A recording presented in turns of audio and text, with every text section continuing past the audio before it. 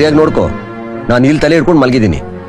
ನನಗೆ ನಿದ್ರೆ ಬಂದು ನಾನು ಗೊರಕೆ ಹೊಡೆಯುವಾಗ ಒಂದೇ ಏಟಿಗೆ ಶಿವ ಶಿವ ಅನಿಸ್ಬಿಡು. ಇಲ್ಲ ಅಂದ್ರೆ ಆಮೇಲೆ ನಾನು ಕುಂಟಾನೋ ಕುರುಡಾನೋ ಆಗಿ ಜೀವನ ಪರ್ಯಂತ ನರಳಬೇಕಾಗತ್ತೆ. ದಯವಿಟ್ಟು ಅದಕ್ಕೆ ಮಾತ್ರ ಅವಕಾಶ ಮಾಡ್ಕೊಡ್ಬೇಡ. ಹಾ, ಇನ್ನೊಂದು ಮಾತು, ನಮ್ಮ ತಾಯಿ ತುಂಬಾ ಒಳ್ಳೆಯವರು. ಅವ್ರಿಗೆ ಮಾತ್ರ ಏನು ಮಾಡ್ಬೇಡ.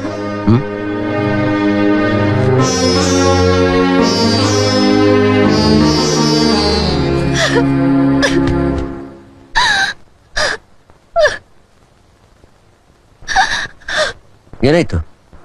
ಯಾಕೆ ಅಳ್ತಾ ಇದೀಯಾ?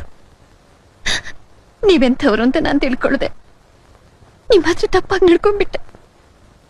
ನನ್ ಕ್ಷಮಿಸ್ಬಿಡಿ. ನಿಜ ಹೇಳ್ತಾ ಇದೀಯಾ ಇಲ್ಲ ಇದು ಒಂದು ನಾಟಕನ? ಇಲ್ಲ ರೀ, ಸತ್ಯ ಏನು ಅಂತ ನಿಮ್ ಡ್ರೈವರ್ ಬಾಬುಯಿಂದ ಗೊತ್ತಾಯ್ತು.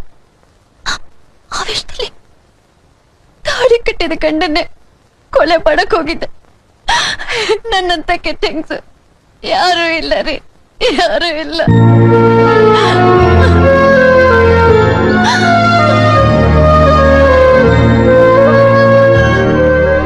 ಮಾಡಿರೋ ತಪ್ಪನ್ನ ಅರ್ಥ ಮಾಡ್ಕೊಂಡಿಲ್ಲ, ನನ್ಗಷ್ಟೇ ಸಾಕು.